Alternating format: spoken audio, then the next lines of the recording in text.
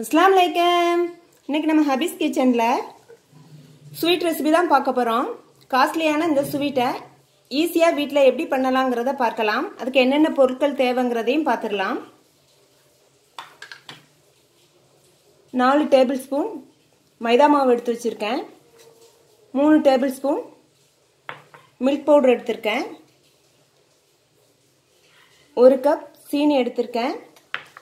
கொஞ்சமா பாதாமும் முந்திரியும் கட் பண்ணியிருக்கேன். தேவைக்கேற்ப நெய் எடுத்துக்கலான்னு நெய் எடுத்துருக்கேன். வாங்க இது எப்படி பண்ணலாங்கிறத பார்க்கலாம்.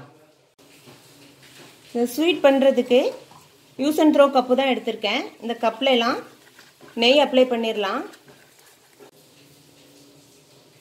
நான் 8 கப்பு எடுத்திருந்தேன். 8 கப்லேயுமே நெய் அப்ளை பண்ணியாச்சு. இப்போ கட் பண்ணி வச்ச பாதாமை இப்படி மேல் தோல் வந்து மேலே பக்கம் இருக்க மாதிரியே அதில் செட் பண்ணிடலாம். இதே மாதிரியே எல்லா கப்லையும் செட் பண்ணிட்டு பார்க்கலாம். 8 கப்லையும் நட்ஸ் தூவி செட் பண்ணியாச்சு. ஸ்டவ் ஆன் பண்ணிக்கிறேன்.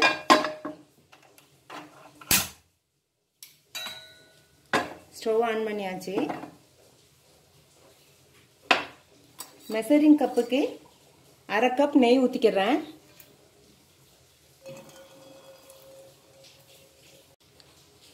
நெய் சூடேறிடுச்சு. சீனி சேர்த்துக்கிறேன். மெஷரிங் கப்புக்கு 1 கப் இந்த சீனியும் நல்லா மெல்ட் ஆகட்டும். ஸ்டவ் வந்து ஸ்லோ ஃபயரில் தான் இருக்கணும். இந்த சீனி பூரா நெய்யில் உருகி கேரமலைஸ் ஆகட்டும். நம்ம போட்ட சீனி எல்லாம் கரைஞ்சி கேரமலைஸ் ஆயிடுச்சு. இப்போ ஸ்டவ் ஆஃப் பண்ணிடலாம். ஸ்டவ் ஆஃப் பண்ணிட்டு தான் எடுத்து வச்ச மாவையெல்லாம் சேர்க்கணும். எடுத்து வச்ச மைதா மாவையும் சேர்த்துடுறேன். மில்க் பவுடரையும் சேர்த்துடுறேன். ரெண்டையும் சேர்த்து கைவிடாமல் கிளறிட்டு இருக்கணும். மில்க் பவுடர் சேர்த்ததுனால இப்படி நுர பொங்கிக்கிட்டு வரும். நம்ம கிளற சரியாயிரும்.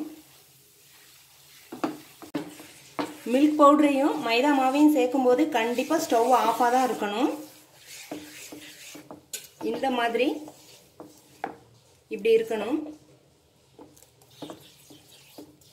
எடுத்து பார்க்கும்போது இப்படி ரிப்பன் மாதிரி கீழே விழணும்.